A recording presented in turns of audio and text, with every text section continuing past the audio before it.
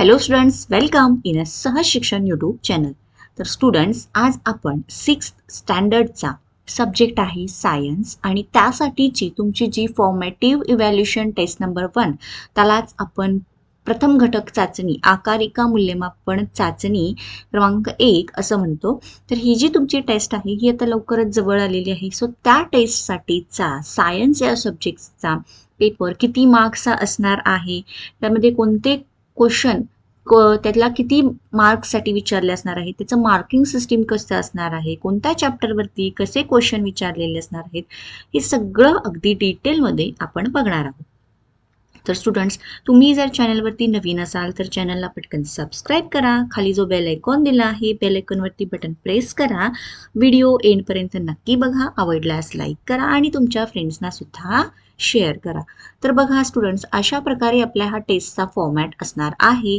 Formative evaluation test number 1 standard 6 subject आहे science आणि हा जो तुमचा पेपर असणार आहे हा असणार आहे टोटल 20 मार्क्सचा. तर इथे तुमचं नाव, तुमच्या स्कूलचं नाव आणि इथे तुमचा रोल नंबर आणि इथे त्या दिवसाची जी काही तारीख असेल ती. तर हे सगळे बेसिक फॉर्मॅलिटीज कंप्लीट करायच्या आहेत.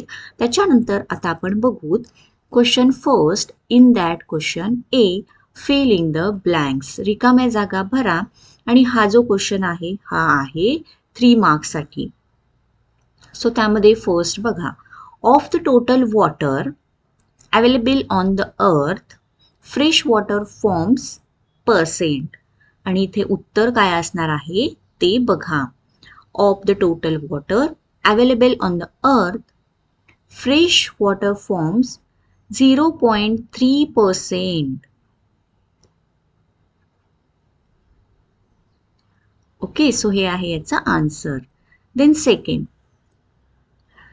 The elimination of waste substances from the body is called.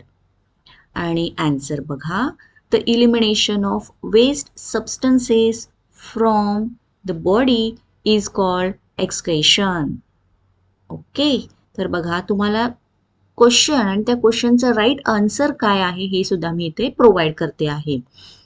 Then third question,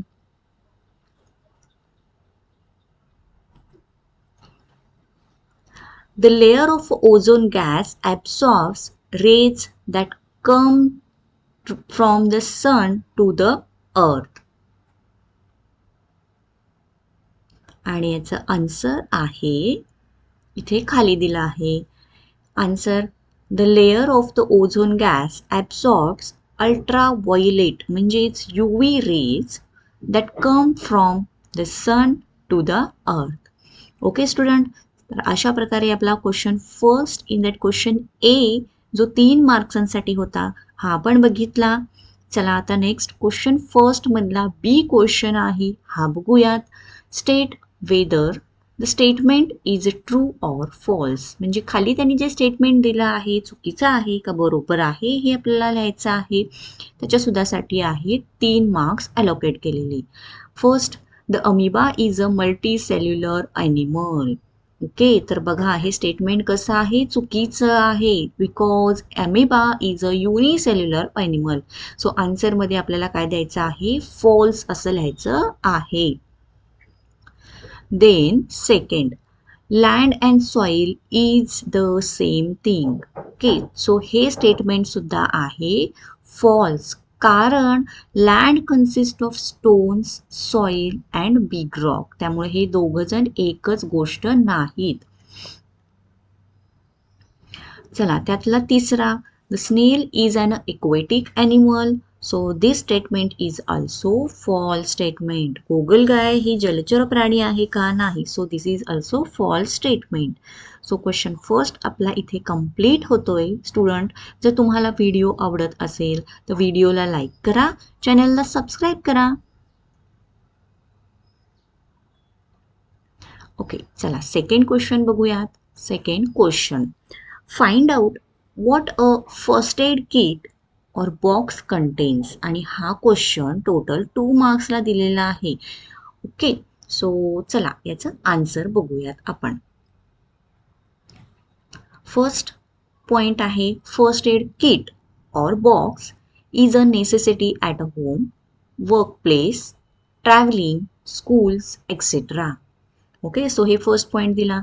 second point बघा, it contains a cotton roll, sterilized dressing, a pair of scissors, Dettol or Savlon, Dettol soap, then adhesive plaster, tablets like crocin, then necessary medicines, painkiller, tincture iodine, electrolyte powder, eyes and ear drops, potassium permanganate crystals, Burnol ointment for cramps. तर या सगळ्या गोष्टी या first aid बॉक्समध्ये असतात.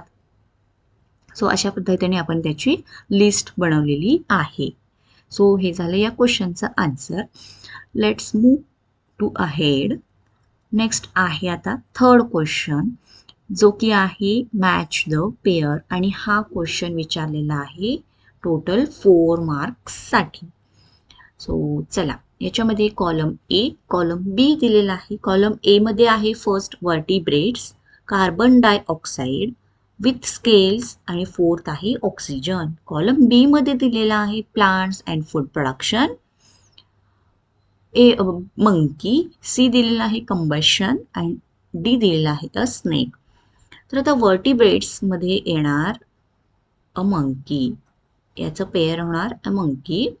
त्याच्यानंतर carbon डायऑक्साईडसाठी pair होणार plants food production, with स्केल्ससाठी येणार स्नेक, आणि ऑक्सिजनचा यूज होणार कंबशन. ओके, सो हे झाले याचे पेअर्स. सो हा जो 4 मार्क्सचा क्वेश्चन होता हा आपण असा सॉल्व केला आहे. ओके, देन नेक्स्ट आहे question 4, what helps them to breathe. तर ते जे त्यांनी प्लांट किंवा ॲनिमल दिलेले आहे त्यांना ब्रीदिंगसाठी काय आहे, कोणता ऑर्गन आहे हे विचारला आहे. आणि this question is for 2 marks. So plant and animal आणि त्यांचं ब्रीदिंग ऑर्गन काय असणार. फिशसाठी ब्रीदिंग ऑर्गन असणार गिल्स म्हणजेच कल्ले. देन स्नेकसाठी असणार external nostril and lungs. Then a crane, it is for breathing organ is external nose and air sacs in lungs. Then आहे an earthworm. तर earthworm साठी ब्रीदिंग ऑर्गन असणार आहे मॉइस्ट स्किन म्हणजे त्याची ओलसर त्वचा. सो फोर्थ क्वेश्चन तर कंप्लीट झाला. नेक्स्ट बघूत आता आपण fifth question. Okay student, next आपण फिफ्थ क्वेश्चन बघूया. नेम द फॉलोइंग, आणि त्यासाठी आहेत 2 मार्क्स. ओके, देन बघा याच्यामध्ये first gases that are harmful to ozone layer. Ozone लेअरसाठी हार्मफुल गॅसेस कोणते आहेत. Chlorofluorocarbon and carbon tetrachloride. Then second विचारलेला आहे फ्लॉवरिंग प्लांट. तर फ्लॉवरिंग प्लांट तुम्ही कोणतेही लिहू शकता, त्याच्यामध्ये जस्ट मी 2 लिहिलेले आहेत, रोज अँड हिबिस्कस. थर्ड आहे कॉन्स्टिट्युएंट्स ऑफ बायोस्पियर. तर त्याची नावं इथं आपण काय लिहिलेली आहेत. Atmosphere, hydrosphere, lithosphere and all living things on earth. ही झाली त्याची नावे. देन फोर्थ आहे अ पेरिनियल प्लांट, आणि त्याची नावं आहेत मँगो आणि गुलमोहर. तर चला स्टुडंट, याच क्वेश्चन बरोबर आपला हा जो 6th सायन्सचा फॉर्मेटिव्ह इव्हॅल्युएशन टेस्टसाठीचा पेपर कशा पद्धतीने असणार आहे हे आपण बघितलं. तुम्हाला जर व्हिडिओ आवडला असेल तर व्हिडिओला लाईक करा. आणि हो स्टुडंट, हा जो पेपर इथे मी डिस्प्ले केलेला आहे this is for your practice paper. हा व्हिडिओ आवडला तर व्हिडिओला लाईक करा, चॅनलला सबस्क्राईब करा. Thank you, bye bye, all the best.